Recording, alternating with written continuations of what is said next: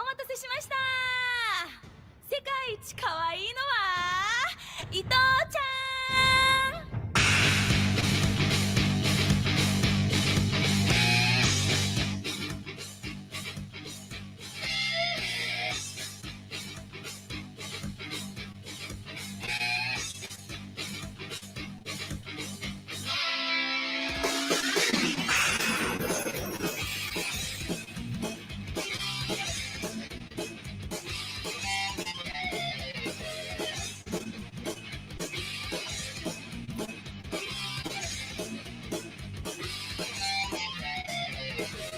ここはブルックリンザホール、静かに光るメガリダム空っぽの三角地帯、今夜も全然眠れないぜ。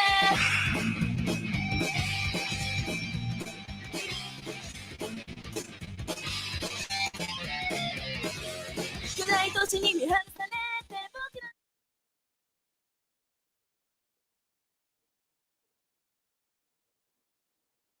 Good morning, comrades. Good morning, Blanca. How are you today?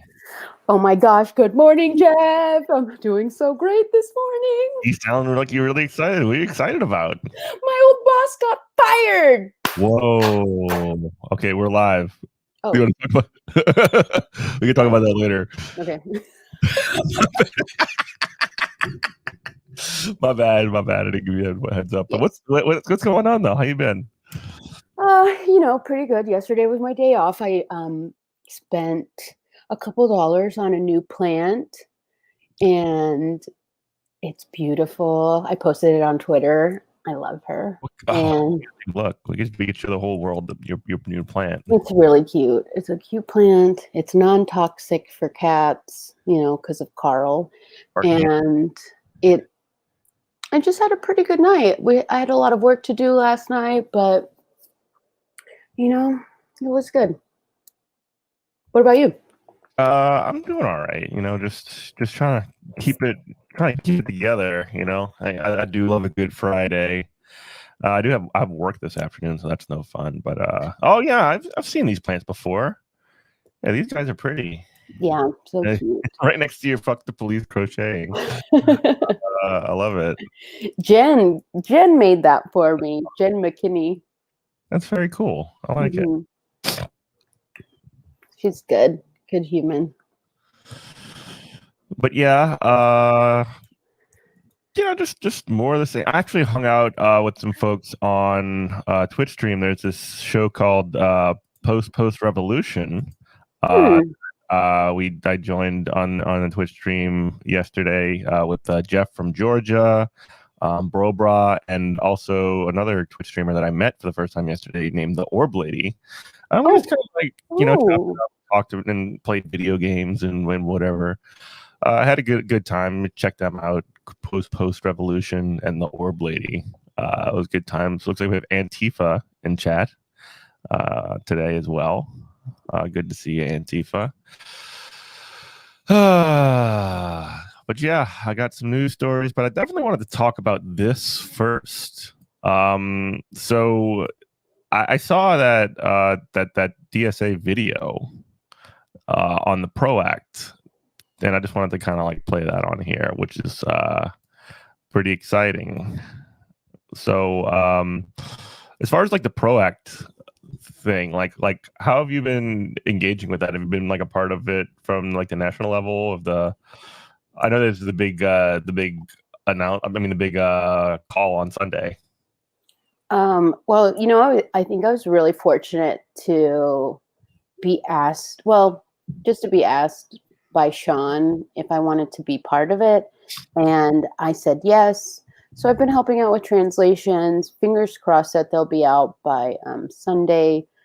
But I've been I've just been a support for the team, and I kind of like that role. I'll be on the call on Sunday for just maybe 1 to 2 minutes, just saying a little bit of why the PRO Act is going to be so just important for immigrants. We talked about that a little bit yesterday. Yeah. And so I've just been part of it. Today we have we'll have another call just to run through it. And I'm just really happy to be part of it.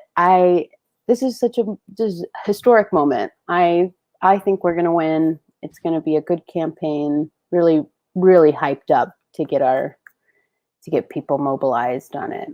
Yeah, and plus, I mean, like, anytime you got Sarah Nelson and Jamal Bowman and Naomi Klein on the same call, that's pretty sweet, isn't it? It is actually a little bit of imposter syndrome being up there, but Nah, you deserve it. so I'm excited. You're going to be on the call too. You're going to watch it. I believe so. Yeah, and I'm gonna go ahead and drop the link in chat for people who do want to join. There we go. And yeah, the PRO Act is one of the best pieces of legislation for the labor movement in the last, basically since the New Deal. I mean, it basically rolls back the Taft-Hartley Act, which is one of the things that put in like restrictions. And some of the things it does is it bans scabs. It forces bosses to negotiate in good faith, or it basically guarantees a first contract when you've got a union, when you get a union for the first time. You're also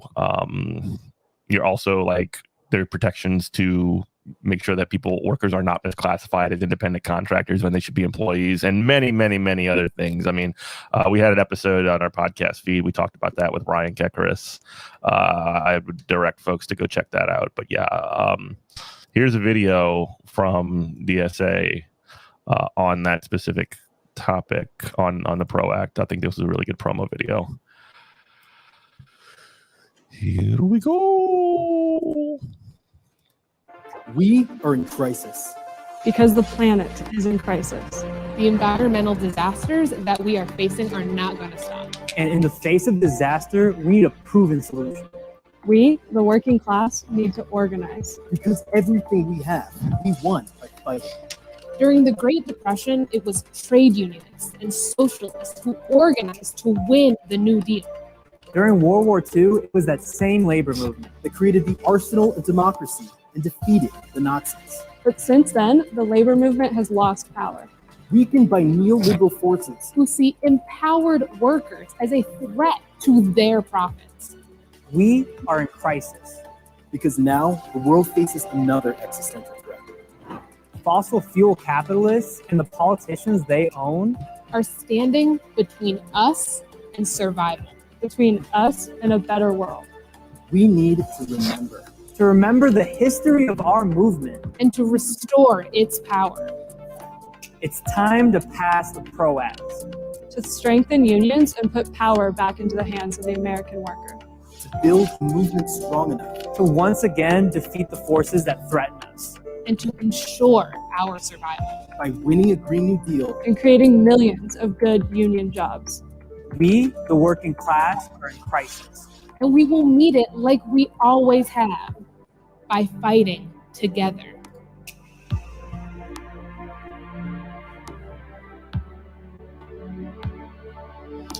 It's a good video. It is such a good video. Love it. And that workers and the world unite, and workers and the world unite to take down the elitist class. Gotta love it. It's a beautiful video. Oh, so good. I'm really excited to just keep, after the victory this morning at 3 a.m., I'm like stoked to keep fighting for workers. Hell yeah. God, stoked. So shall we get to the news? Yes, I'm ready. I've not read any of the news, so this will be live reactions. Live reacts. Well, here's one, and hopefully it's not that bad of a reaction.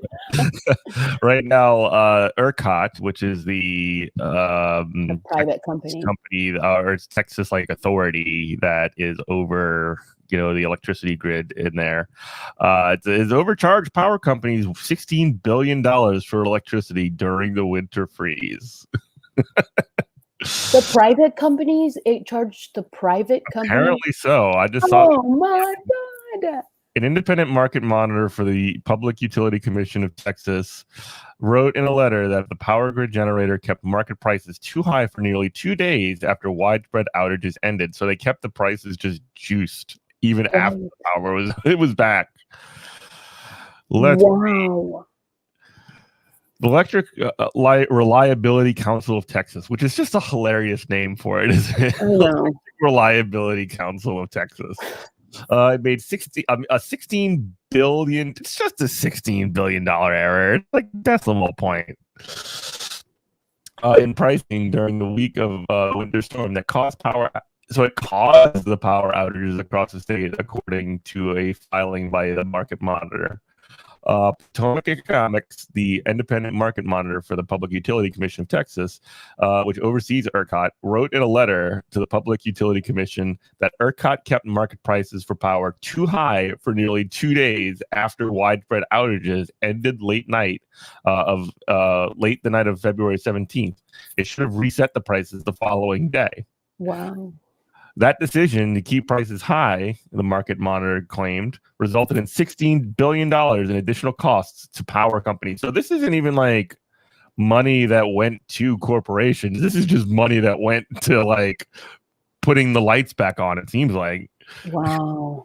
They just bungled it that bad. The news of the overcharging was first reported by Bloomberg. Some of the providers that were charged during the high price period could pass the cost to customers because, of course, that's what happens. Like if they waste money, they're not losing that money. They're not gonna make the line on their graph go down. They're gonna make their customers pay for it because they can't do anything about it. Depending on the type of contract they have, according to Detlef Hallerman, director of Alliant Energy Trade Center of Texas A&M. Detlef Hallerman. What an interesting name. That's like one of the classic TCOT names. Remember that? At Texas A&M University. In Texas, wholesale power prices are determined by supply and demand. Yeah. Markets. During the storm, PUC directed the grid operator to set wholesale power prices at $9,000 per megawatt hour, the maximum price. Oh my gosh. 9,000. Who can afford that? I mean, so I don't know. I mean, I'm sure you heard that part of the problem that happened with folks is that they were getting like $10,000, $20,000 bills, just regular Joe Schmoes and Jane Schmains, just getting these ridiculous bills and just saying like, I'm gonna have to take out a loan, to pay my electricity bill because of this broken free market system. Actually, let me correct myself. It is a correctly functioning free market system that screws over, just regular people. Oh my gosh. Raising prices is intended to incentivize power generators in the state to add more power to the grid. Why would they do that? If they could charge you more for less, why wouldn't they? I mean, that's what they did.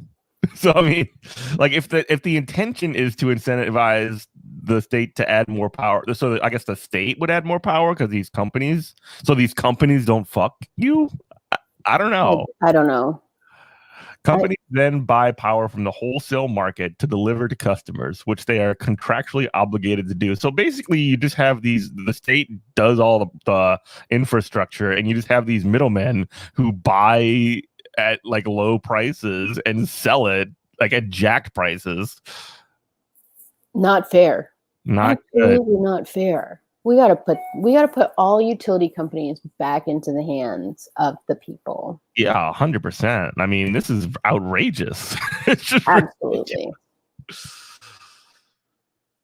Hello, G. Welcome. We're just reading about your state again. We're talking about how the ERCOT just overcharged people. Yeah, free market, motherfuckers. So retail providers have been in financial distress across Texas since the storm. Not as bad as regular Texans. Right. Many were forced to buy power on the wholesale market at extremely high prices. Brazos Electric Power Company Cooperative Inc., Texas's largest power cooperative, has already filed for bankruptcy protection after incurring $2.1 billion in combined charges owed to ERCOT. So it sounds to me like there's almost like a billiard ball effect. Like ERCOT jacks the price on the wholesale, and then the retail just like jacks it plus more. That's why? It's maddening to me. I wonder. I just am. If I were to get like a couple $1,000 bill for a few days of electricity, I don't know how my mental health would take it. And pay it. I would be ruined. Oh yeah, absolutely that. And Texas has a lot of, just the United States has a lot of undocumented folks that are part of, like, can you imagine? I can't put myself in their shoes, but to think $9,000 bill. I was reading when it came out, there were like $15,000 bills. People were watching it in real time, keep going up on their screens. A little like fancy app on their phone, and they watch their power. I would just I don't know. The most marginalized folks were impacted the most. It breaks my heart. Absolutely. The ERCOT market was not designed to deal with an emergency of this scale. So it sounds like to me, if your market is not designed to deal with an emergency of this scale, it ain't worth a damn thing. I mean, like that's the other sort of assumption that when these markets, when they talk about these markets, they always sort of say, okay, we expect conditions to be normal forever, and that's just the assumption. And whenever a disaster happens, there's never any preparedness, because they could just always just say, we weren't ready for that. We didn't put that into our calculations. How could we have expected the entire state of Texas to have frozen when, like, this is not the first time that Texas has had multiple winter storms. Right. It's just that after you've slashed and privatized this infrastructure and put all these, I mean, like literally, like these people are just toll keepers. They're middlemen to like their entire job is to make a profit and nothing else. They have no actual responsibility other than to acquire power on the from this market and then sell it at a jacked up price to their consumers or their customers. Like that's it. Gross. The ERCOT market was not designed to deal with an emergency of this scale. Blah blah blah blah blah. The pricing failure, he wrote, quote, has pushed the entire market to the brink of collapse. Yeah, because you have a shitty market. Markets are not the solution to this. You need to have, like you were saying, a durable system that's actually not contingent upon these middlemen having to like make deals and spin wheels or whatever to make this happen. It's absolutely maddening. These kind of things make me nuts. Well, I can't even think about I hope that the people's prices are somewhat regulated. I want to know what happens to them now. And I'm also thinking too, like, if you're a Texas guy or a Texas person, or somebody who lives there, and like you have like a $15,000 bill, which is not everybody's got that, but there's a number of people. Or if you see, but people are seeing higher bills, like let's say 5,000 or 8,000 or something like that. Ridiculous, right? And you see Democrats like giving up on things like $15 an hour and like the $1,400 instead of the $2,000 on a check, and just like throwing up their hands and giving up on something that would be like very meaningful. And it's just like, oh man, this is almost like it's something that's designed to just make people hate like politicians and the government. Like, I hate him, and I'm not in that position. Gosh, I hope everybody gets help. I want the $2,000 check like yesterday. Remember when we got that $600 check and we were like, what are we going to do with this? Doesn't even cover my rent. Right. I hope we win. We will. You know, Yeah. the workers deserve the world. What's the next story? So let's see here. I just wanted to play a clip, actually. So today, I think today they're going to vote on that bill that's going to be the one that sends those stimmy checks, right? Still kind of hammering. The Democrats, mostly across the board, have given up on the $15 minimum wage. But I think today is like the last day that there's going to be like talk about it. So here's Bernie Sanders. Just wanted to send a little, video of him talking about some of this. Anybody get up here and tell me? I'd love to hear anybody get up here and tell me that they could live on $7.25 an hour.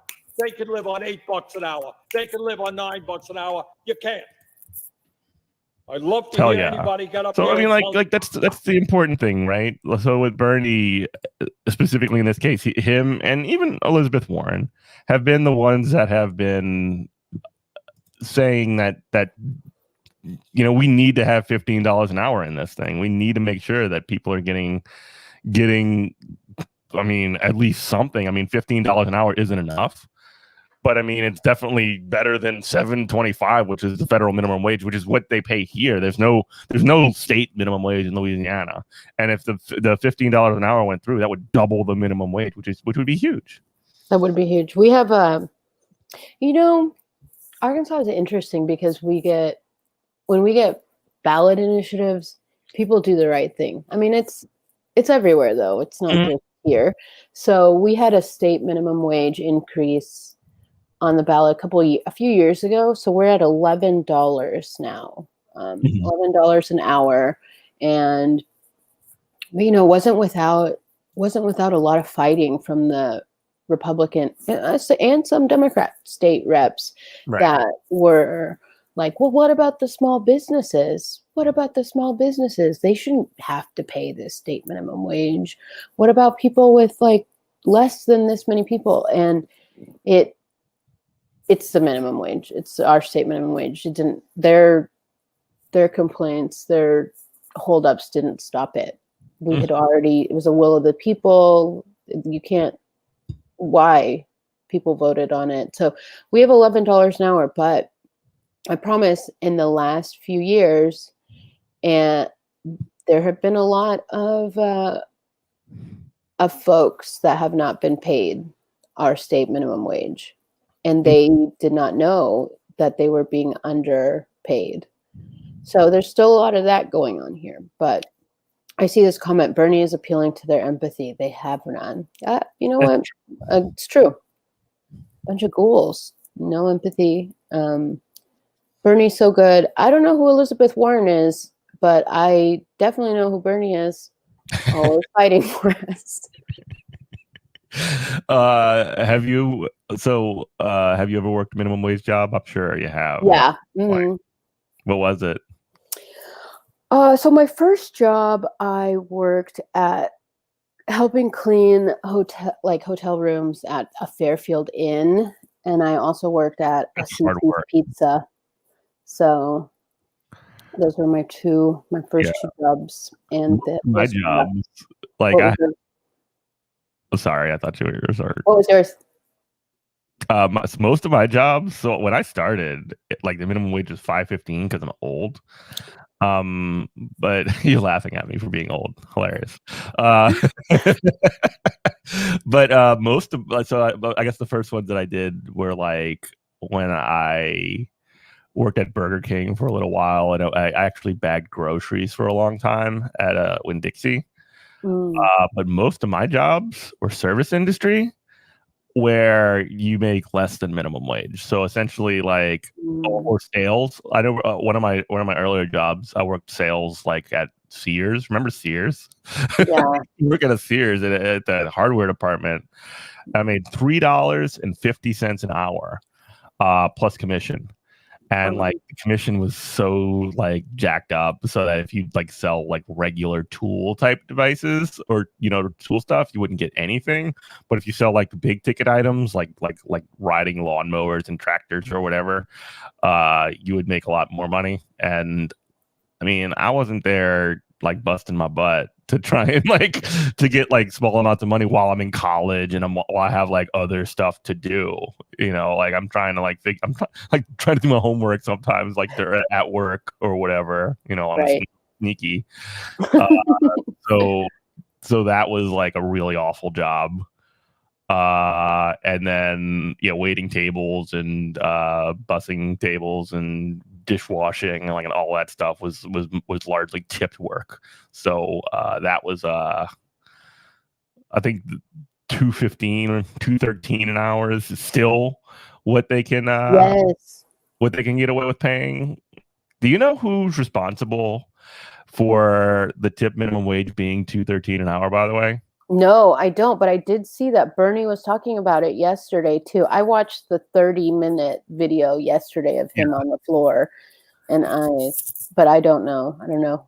213. Herman Cain was the president of The pizza? the pizza guy, the NRA, the National Restaurants Association, the other NRA. And 999 Herman Cain? The dead Herman Cain. So when he died, I was just sort of like, you know what? A lot of people weren't sad, and I was like very extra sad because I knew that, and I'm just like, fuck this motherfucker, Wow, 213. Imagine being the person that did that. It's so sad. Minimum wage was 140. Oh my God, Jubal.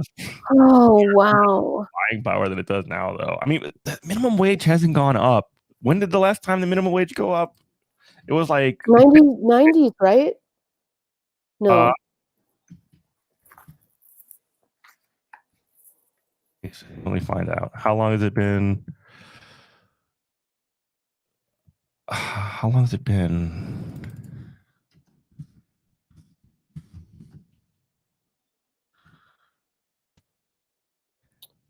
$2009. It started at 725 in 2009. It's 2021, so 11 years. 11 years since the minimum wage has not been raised. It's actually insanity. But then before that, it was 5, right? 515. 515. I remember my mom. Okay, so I just have like a collection of things that I've been collecting my whole life from my mom's experiences. I have our little I'll show you sometime. Old school little airplane ticket stubs. It's just a little thing. They spelled our name wrong, EXT instead of EST, but we still got on the plane. It was our plane that came here that brought us to the US, and then a ticket stub that brought us to Arkansas.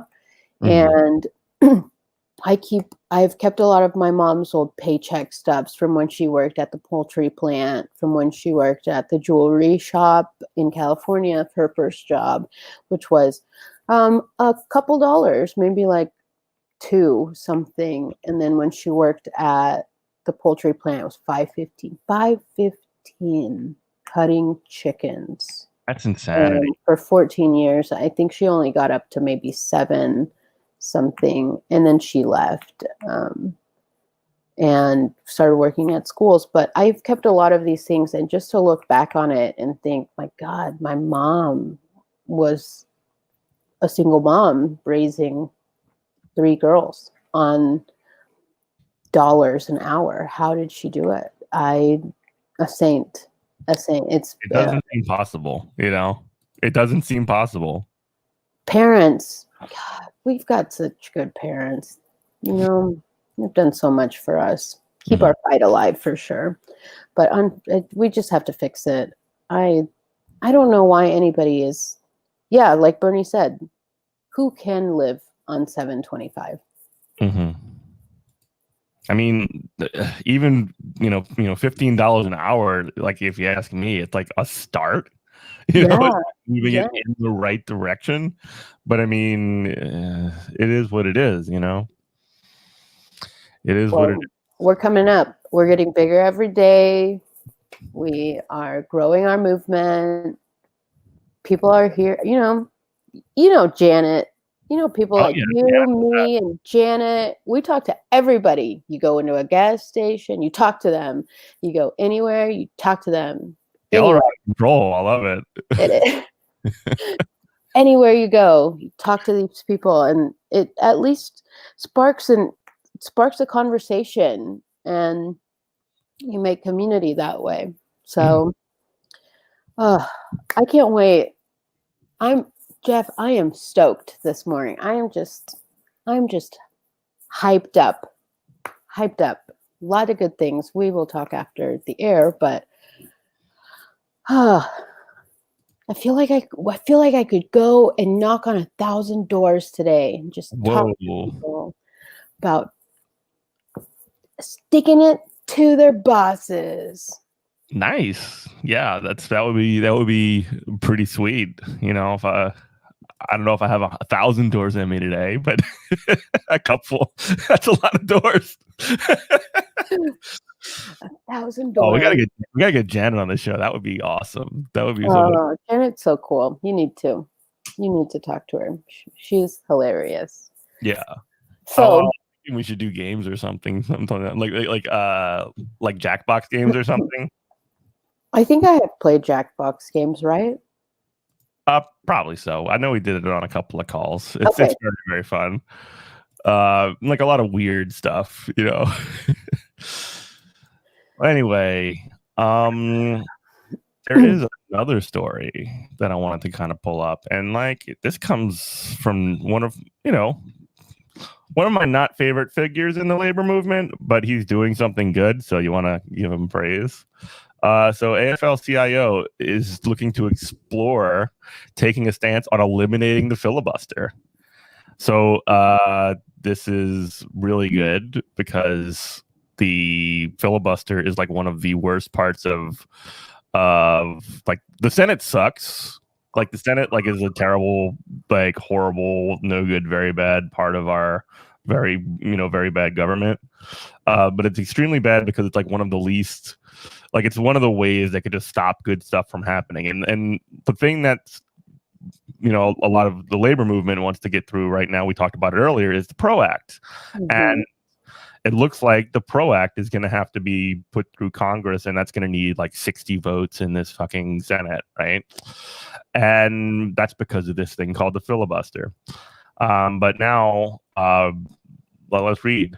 The AFL-CIO's executive board will meet next week to determine its position on eliminating the filibuster, the Labor Federation's president, Richard Trumka, told Politico Thursday. Now, I would think, I'm almost 100% sure that if there's a filibuster, there's no PRO Act, right? Right. So get rid of the filibuster, we can have a PRO Act. Oh. And plus, we could get other things through, like $15 an hour. We could make that happen. Right.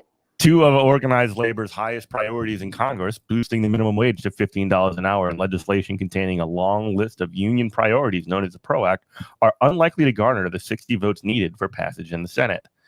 Quote, there are several ways to get them done, Trumka said. Ending a filibuster is one of them. That makes me a little nervous when he says there are several ways to get this done. No, man, you guys, one way. Let's do it the right. Let's do it the way. Let's not play around here with this. Let's not say we have all our options. Let's focus. Let's focus. I wonder what the several ways are. When you say you have several ways to get something done, you're bullshitting. It's like when Trump says, many, many people are telling me, more and more people are telling me. This is the only way. Well, I'm glad they're meeting about it. Okay, let's see. If organized labor coalesces around overturning the filibuster, a priority for many progressives, it could give the movement significant momentum. A major ally of Democrats in the president's election campaign, unions have seen early success in lobbying the Biden White House. But unions have pressed Biden after weeks of silence to speak out on the high-stakes union election. That was genuinely good. I don't know did you see the Joe Biden video on supporting the Amazon union? Kind of, sort of. It was like a kind of, sort of, but I thought it was bigger than what previous presidents in the past have done. So Nothing. Right. So at least that was good. I hope it continues. Yeah, and still fuck Joe Biden, but that's a good thing. Credit where due, right? Yes. The Raise the Wage Act, which Democrats have been hoping to clear as part of President Joe Biden's coronavirus relief bill, would hike the minimum wage to $15 an hour by 2025, which is ridiculous. It should happen tomorrow. Tomorrow. And eliminate the sub-minimum wage for workers who earn tips. Yeah, that's another one of the things about $15 an hour minimum wage. The servers out there will go from $2.15 to $15 an hour. That's awesome because we have a ridiculous customary tipping structure in the U.S. and it's ridiculous. It is. But the Senate parliamentarian last week ruled the wage. Yeah, don't want to talk about that again. Yeah. The PRO Act would dramatically expand workers' ability to join and form unions, including by empowering the NLRB, the National Labor Relations Board, to levy fines on employers who retaliate against workers for attempting to organize, and by extending collective bargaining rights to more workers. Quote, the PRO Act is our litmus test, Trump said. It has to get done. He says that. That is a line that we should if Trump stays in that position of president of AFL-CIO, which I don't know if he's going to do or not. You should definitely have that as be okay, you better keep track of all the people that don't support the PRO Act, and then you better do something about it. I don't want to hear, oh my, we don't have 60 votes. Woe is we. Figure out a way to do it. Let's figure out a way to do it. That's pretty good. It's a good line. The White House is weighing whether to compromise with Republicans. What? No. Compromise. No. Oh no. Oh no. Oh, okay. The minimum wage thing. Yeah, they've already given that up, unfortunately. But I mean, that doesn't mean stop fighting. That's exactly what we were talking about a minute ago with the Bernie thing. Yeah, that's the story. Here he is. He said he's not willing to back down from $15 an hour fight. Yeah. Not willing to back down. So this is good stuff. This is good stuff for the most part. Trump is saying the right things. That's hopefully there's delivery of an actual delivery of what needs to happen there. But what are you going to do in terms of the right things? When they're saying the right things. I think we're going to get it. Yeah, you think we're going to get $15? I think we're going to get it. I don't think that we're going to come up with our Arkansas strategy this weekend. I believe this weekend. Yes, we've already started talking. We have our state org kind of. And our two senators are not going to be moved. They are owned and bought by Walmart, Tyson, JB Hunt, these big corporations. So they're not going to move. They're absolutely not on the side of the workers at all. And, Walmart has this little red binder at every book, a red binder at every store. And if there's any word of a collective, you're gathering people to talk about this, or any word, if you use union ever, you are fired. You are gone. Wow. And we had to, I worked at Walmart for a little bit. We had to take CBLs, these little training videos to work there. And some are specifically about anti-unions, why unions are bad, why you should be against them, blah, blah, blah. And you have to take these to work there. Mm-hmm. So our two senators are not moved. They're completely owned by these corporations. So we will use our people and our energy to go and phone bank or text bank or apply pressure on other senators that will hopefully be flippable. You know, Lucy McBath did we talk about this already here? Lucy McBath is changing her position. Who's Lucy McBath? She is in Atlanta, in Georgia, and she is now hopefully going to vote our way. And it's because people have just been applying pressure. She's listening. So there's more people that are movable, and we'll just have to use all of our people power. Hell yeah. I'm with you. And again, on that, so again, we have a big PRO-ACT call. DSA has a big PRO-ACT call coming up this week. You can sign up for that call. I'm dropping the link to that in chat. Sarah Nelson is going to be there. Sarah Nelson follows me on Twitter, by the way. Did you know that? Wow. Sarah Nelson's so cool. Jamal Bowman is going to be there. Naomi Klein. It's all going to be like a very kind of like a huge launch event for the PRO-ACT. We actually talked about that on our labor committee meeting and here last night. And that's reminding me I have to make an announcement. You know, there's also a Louisiana celeb that's going to be on the call now. Who's that? Megan Romer. Oh, wow. The Megan Romer? The Megan Romer. She will be on the call as well. So Louisiana, heads up. Love to see it. Yeah. I think about like the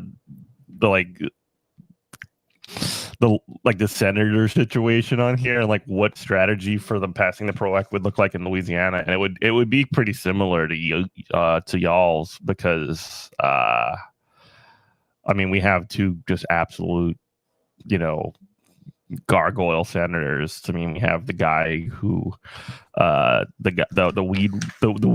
guy that said he would rather drink weed killer than like help working people or whatever the hell, John Kennedy, and then Bill Cassidy, who's just like a guy who wears a suit and talks about God, and he said he was a doctor, and this is why he opposed Medicare for all. he even he ran on a doctor that ran on even like rolling back like Obamacare. Garbage. Wow, incredible. Just who are these people? They're monsters. Why? What is happening? Listen, I want to talk about a story maybe in the last couple of minutes. Go for it. Can you pull up the story of the Idaho politician that turned down a few $1 million in childcare money because I cannot remember the quote, but it was like giving moms money to I'm gonna butcher it, but if you find it, let's bring it up. See, Ohio rep votes against kindergarten funding as it helps mothers come out of the home. That's what he said. Yeah. Okay, I'll pull it up. I'm pulling it up now. This is from Vice. I'm not familiar with this story, but I'm definitely like here for it. Oh, is there? Okay. So GOP rejects childcare money in Idaho for very modern reason. Moms should stay home. What? Yes. Oh my gosh. Okay, I'm glad we're talking about this. Let's get into it. And as we know, there are not, there are single parents out there. There are single dads too. This is the first I'm seeing of this. Idaho Republicans killed a bill to get $6 million in free federal money for childcare and literacy because apparently moms need to stay home and not let the government turn their kids into little social justice activists. That was a message sent earlier this week. on the heavily GOP skewing state house narrowly rejecting a federal grant to support a whole host of early child care initiatives, including helping parents with child care. So this is like money for kids to go to school, like money for pre-K and stuff. Mhm. Representative Charlie Shepard, Republican, argued that helping moms who have to work would be in fact a bad thing, according to the spokesman review. Quote, I don't think anybody does a better job than mothers in the home, and any bill that makes it easier or more convenient for mothers to come out of the home and let others raise their child, I don't think that's a good direction for us to be going. What? What year is this? Some like Getting off this ride. like Leave It to Beaver shit. We are really hurting the family unit in the process, he added. Yeah, you know what they need? They need their kids to go to school. Right.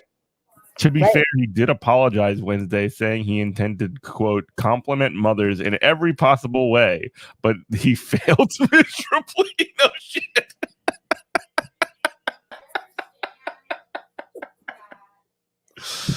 Oh my God. Oh, that's good. Oh, can you believe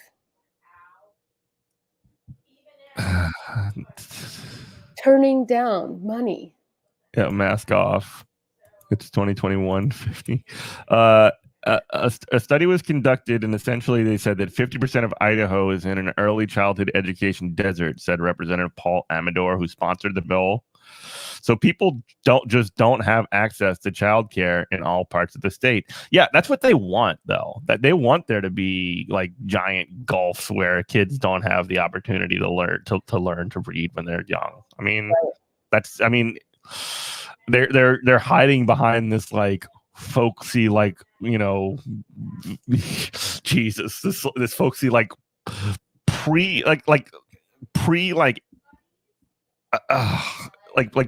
women in like women shouldn't be working. Like, oh my God. Ultimately, the bill failed by one vote.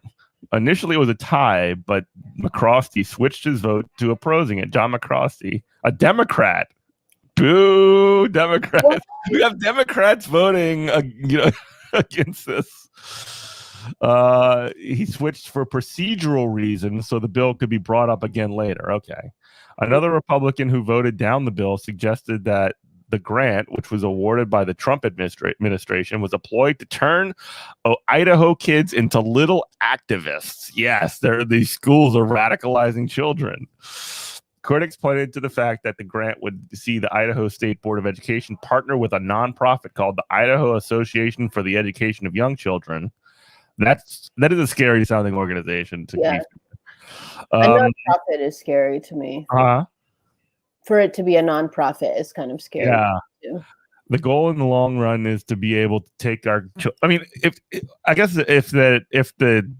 it's to give the money to this like terrifying sounding organization or no money, I mean, you got to take the money, right? The goal in the long run is to be able to take our children from birth and to be able to start indoctrinating them and teaching them to be activists, said Representative Tammy Nichols. Oh my God. I want to go back and like go to the Idaho legislature and watch this shit. I want to watch humans say this stuff. Incredible, right? Incredible. Oh my God. That just woke me up.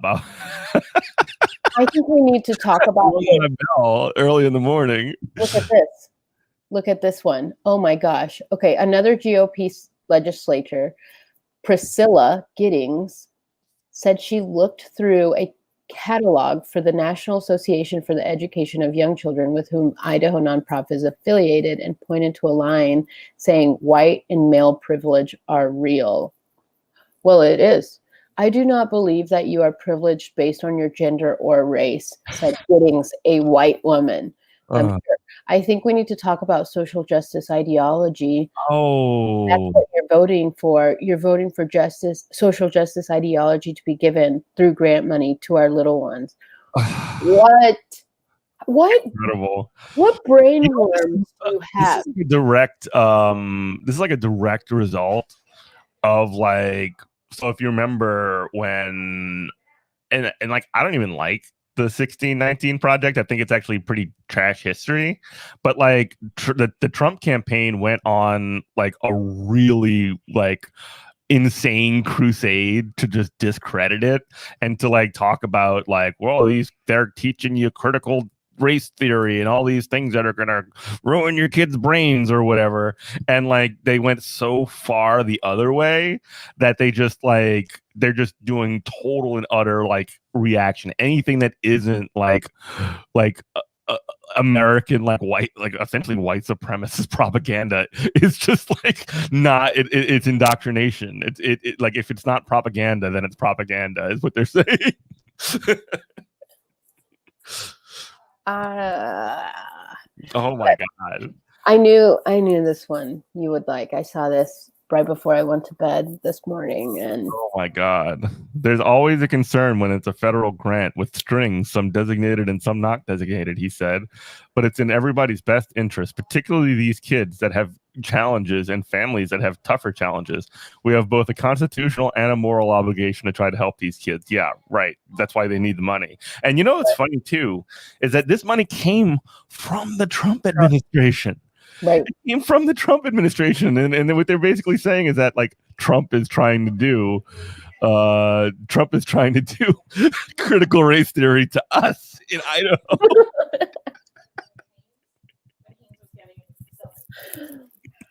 Take the money. Take Oh the my money. god. Oh my god. Ugh. Oh, that's insanity. That fucked me up. I'm not gonna lie. Dig deep into it. I do want to watch the videos. I think this morning. There is video. I'm gonna search for them. You gonna search for them? Yeah. I want to hear.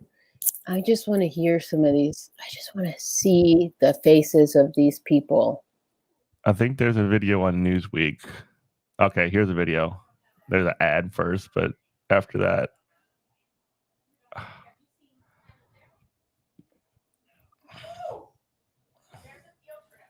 Wait, that's not the video. I hate when like you have news articles and it has like a video that has nothing to do with the article. Right. Oh, it makes me nuts. I hate it. Anyway, I think that's going to do it for today for us. Blanca, thank you so much for coming on again. This is fun. Always the best. I'm glad that you're doing this because honestly, I'm going to tell more people to watch this. Hell yeah. You know, people are watching like GMA or any of these other morning news shows and they're pulling their hair out because they don't talk about real stuff. They don't dig into anything. They just talk about it at the most like boring and surface level. Yeah, super surface level. Yeah. So this is good. I like this. I'm glad you're doing this show, Jeff. Well, you are welcome to come on any time you want. You know we love you, Blanca. Thank you, Jeff. I love you too. I love this show. I'm glad you're doing it. And thanks for watching, everyone. Thanks, everybody. Bye-bye.